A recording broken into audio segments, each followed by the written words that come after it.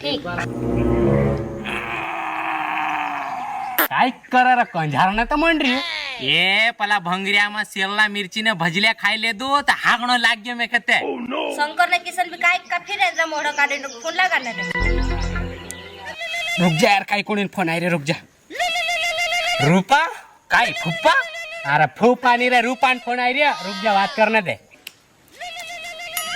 hello